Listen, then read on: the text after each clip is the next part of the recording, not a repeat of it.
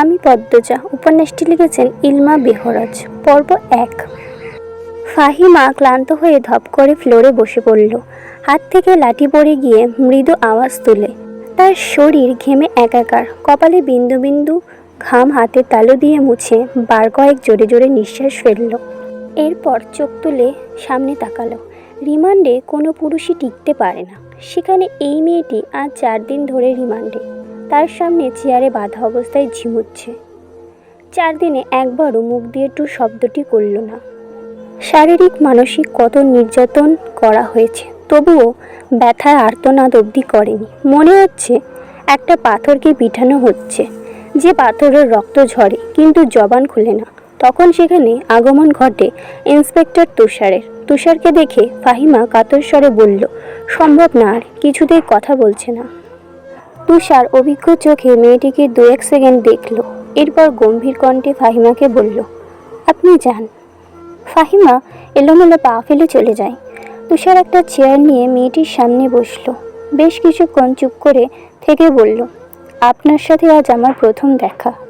মেয়েটি কিছু বলল না, তাকালোও না। তুষার মেয়েটির দিকে সূক্ষ্ম দৃষ্টি মেলে তাকালো, বলল, মা বাবাকে মনে পড়ে? মেয়েটি চোখ তুলে তাকায়। ঘোলাটে চোখ, কাটা ঠোঁট থেকে রক্ত ঝরছে। চোখের চারপাশ গাঢ় কালো, চোখ দুটি লাল। মুখের এমন রং রিমান্ডে আসা সব আসামির হয়। তুষার মুখের প্রকাশভঙ্গি আগের অবস্থানে রেখে আবার প্রশ্ন করল, মা বাবাকে মনে পড়ে? মেয়েটি মাথা নাড়ায়, মনে পড়ে তার। তুষার একটু ঝুঁকে মেয়েটি অসহায় দৃষ্টি মেলে তাকায়। তুষার মেয়েটির হাতের বাঁধন খুলে দিয়ে নির্বিকার ভঙ্গিতে প্রশ্ন ছুড়ল, নাম কি? যদিও তুষার মেয়েটির নাম সহ পুরো ডিটেলস জানে, তবুও জিজ্ঞাসা করল। তার মনে হচ্ছে মেয়েটি কথা বলবে। সত্যি তাই হলো। মেয়েটি ভারাক্রান্ত কণ্ঠে নিজের নাম উচ্চারণ করল, পদ্ম। আমি পদ্মজা। পদ্মজা হেলে পড়ে তুষারের ওপর। তুষার দ্রুত ধরে ফেলল। উঁচু কণ্ঠে ফাহিমাকে ডাকল, মিস ফাহিমা, দ্রুত এদিকে আসুন। ফাহিমা সহ আরও 2 জন দ্রুত পায়ে ছুটে আসে। 1989 সাল। সকাল সকাল রশিদ ঘটকের আগমনে হেমলতার ভীষণ বিরক্ত হন। তিনি বারবার পই পই করে বলেছেন, পদ্মর বিয়ে আমি এক্ষুনি দেব না। পদ্মকে অনেক পড়াবো। তবুও রশিদউদ্দিন প্রতি সপ্তাহে একের পর এক পাত্রের খোঁজ নিয়ে আসবেন। মেয়ের বয়স তার কতই হলো, মাত্র 16। শামসুল আলমের মেয়ের বিয়ে হয়েছে 40 বছর বয়সে। পদ্মর বিয়েও অমনি হবে, পদ্মর পছন্দ মতো। হেমলতা রশিদকে দেখেও না দেখার ভান করলেন। রশিদ একদলা থুতু ফেললেন উঠানে। এরপর হেমলতার উদ্দেশ্যে বললেন, বুঝছো পদ্মর মা, এইবার যে পাত্র আনছি একেবারে খাঁটি হীরা। হেমলতা বিরক্ত ভরা কণ্ঠে জবাব দিলেন, আমি আমার মেয়ের জন্য পাত্র চাইনি। তবুও বারবার কেন আসেন আপনি? যুবতী মাইয়া ঘরের হন ভালো না। মেয়েটা তো আমার, আমাকেই বুঝতে দেন না। হেমলতার কণ্ঠে বিরক্তি ঝরে পড়ছে। রশিদ অনেক চেষ্টা করেও সুবিধা করতে পারলেন না। ব্যর্থ থমথমে মুখ নিয়ে সড়কে পা রাখেন। প্রতিদিনই কোনো না কোনো পাত্রপক্ষ এসে টাকা গুঁজি দিয়ে বলবে, মুর্শিদের বড় সেরিটারি চাই। রশিদ নিজে নিজে বিড়বিড় করে আওড়ান, গ্রামে কি আর শ্রেণী নাই? একটা শাড়িরে কেন সবার চোখে পড়তে হইব? চাওলাই কি আর সব পাউন যায়? পূর্ণা স্কুল জামা পরে পদ্মজাকে ডাকলো, আপা, এই আপা, স্কুলে যাবি না? আপারে। পদ্মজা পিটপিট করে চোখ খুলে কোনো মতেই বলল, না। পরপরই চোখ বুজে ঘুমতলে তলিয়ে গেল। পূর্ণা নিরাশ হয়ে মায়ের রুমে আসে। আম্মা, আপা কি স্কুলে যাইব না? হেমলতা বিছানা ঝাড়া রেখে পূর্ণার দিকে কড়া চোখে তাকিয়ে রাগীর স্বরে বললেন, যাইব নাকি? যাবে বলবি। পূর্ণা মাথা নত করে ফেলল। হেমলতার কড়া আদেশ, মেয়েদের পড়াশোনা করাচ্ছি। অশুদ্ধ ভাষায় কথা বলার জন্য নয়, শুদ্ধ ভাষায় কথা বলতে হবে। পূর্ণাকে মাথা নত করতে দেখে হেমলতা তৃপ্তি পান। তার মেয়েগুলোর মান্যতা চিনে খুবই অনুগত। তিনি বিছানা ঝাড়তে ঝাড়তে বললেন, পদ্মর শরীর ভালো না, সারা রাত পেটের ব্যথায় কাঁদছে, থাকুক ও ঘুমাক। পূর্ণার কিশোরী মন বুঝে যায় পদ্মজা কিসের ব্যথায় কেঁদেছিল। সে রাতে নানাবাড়ি ছিল বলে জানতে পারেনি। ভোরে চলে এসেছে। নানাবাড়ি হেঁটে যেতে 5 মিনিট লাগে। পূর্ণাকে চুপচাপ দাঁড়িয়ে থাকতে দেখে হেমলতা বললেন, তুই যা, মাথা নিচু করে যাবি, মাথা নিচু করে আসবি। আচ্ছা আম্মা। পূর্ণা রুমে এসে আয়নার সামনে দাঁড়ালো। নিজেকে খুঁটিয়ে খুঁটিয়ে দেখল। 14 বছরের পূর্ণার ইদানিং খুব সাজতে ইচ্ছা করে। হেমলতা সেজেগুজে স্কুলে যাওয়া পছন্দ করেন না বলে পূর্ণা আগে লিপস্টিক মাখেনি। 3 দেওয়ালের কাঠের ঘড়ির কাঁটায় সকাল 10টা বাজলো। এখনো পদ্মজা উঠল না। হেমলতার মেয়েদের রুমে ঢোকেন। পদ্মজা 2 হাত ভাঁজ করে ঘুমাচ্ছে। জানালার পর্দা ভেদ করে আসা আলতো আলোর রোদের স্পর্শে পদ্মজার মসৃণ পাতলা ঠোঁট, ফর্সা ত্বক চিকচিক করছে। হেমলতা বিসমিল্লা বললে 3 বার ফু দেন মেয়ের শরীরে।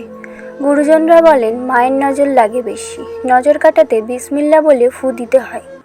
হেমলতার মায়া লাগছে পদ্মজার ঘুম ভাঙাতে, তবুও আদুরে গলায় ডাকলেন, পদ্ম, এই পদ্ম। পদ্মজা চোখ খুলে মাকে দেখে দ্রুত উঠে বসে। যেদিন ঘুম থেকে উঠতে দেরি হয় সেদিনই হেমলতা ডেকে তোলেন। পদ্মজা অপরাধী কণ্ঠে প্রশ্ন করল, বেশি দেরি হয়ে গেছে? সমস্যা নেই, মুখ ধুয়ে খেতে আয়। পদ্মজা দ্রুত কলপাড়ে গিয়ে ব্রাশ করে মুখ ধৌত করে। হেমলতা শিক্ষকের মেয়ে, তাই তার নিয়ম নীতির প্রভাব বেশি। মেয়েদের শক্তপোক্ত নিয়মে বড় করেছেন। পদ্মজা রান্নাঘরে ঢুকে দেখলেও প্লেটে খাবার সাজানো। সে মৃদু হেসে প্লেট নিয়ে টেবিলে গিয়ে বসল। তখন হেমলতা আসেন। পদ্ম দ্রুত ওড়না দিয়ে মাথা ঢাকে। হেমলতার দেওয়া আর একটা নিয়ম, খাওয়ার সময় মাথা ঢেকে খেতে হবে। পদ্মজা নিশ্চুপ থেকে শান্ত ভঙ্গিতে খেতে থাকল। হেমলতা মেয়েকে সহজ কণ্ঠে বললেন, তাড়াহুড়ো করছিস কেন? মুখ ধুতে গিয়ে চুল ভিজিয়ে এসেছিস, খেয়ে রোদে বসে চুলটা শুকিয়ে নিবি। আচ্ছা আম্মা। আম্মা, পূর্ণা প্রেমা আসে নাই? পূর্ণা আসছে, স্কুলে গেছে। প্রেমা দুপুরে আসবে। আম্মা, আব্বা কবে আসবেন? পদ্মজার প্রশ্নে হেমলতা দাঁড়িয়ে পড়লেন। শুকনো গলায় জবাব দিলেন, জানি না, খাওয়ার সময় কথা বলতে নেই। হেমলতা চলে যেতেই পদ্মজার চোখ থেকে টুপ করে 1 ফোঁটা জল পড়ে পাতে। পদ্মজা দ্রুত হাতের উল্টো পাশ দিয়ে চোখের জল মুছে।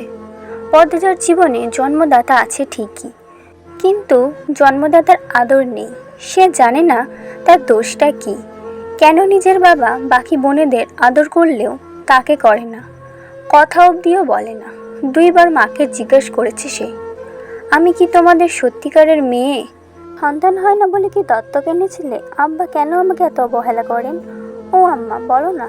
হেমলতা তখন নিশ্চুপ থাকেন। অনেকক্ষণ পর বলেন, তুই আমার গর্ভের সন্তান আর তোর বাবারই মেয়ে।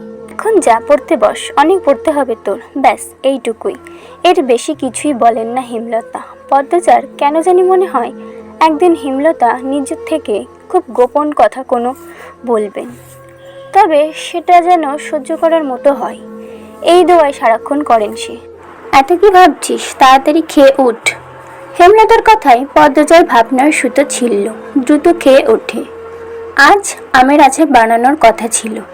সন্ধ্যা কাটতেই বিদ্যুৎ চলে গেল। কয়েক মাস হলো গ্রামে বিদ্যুৎ এসেছে। 8 গ্রাম মিলিয়ে অলন্দপুর। তাদের গ্রামের নাম আটপাড়া।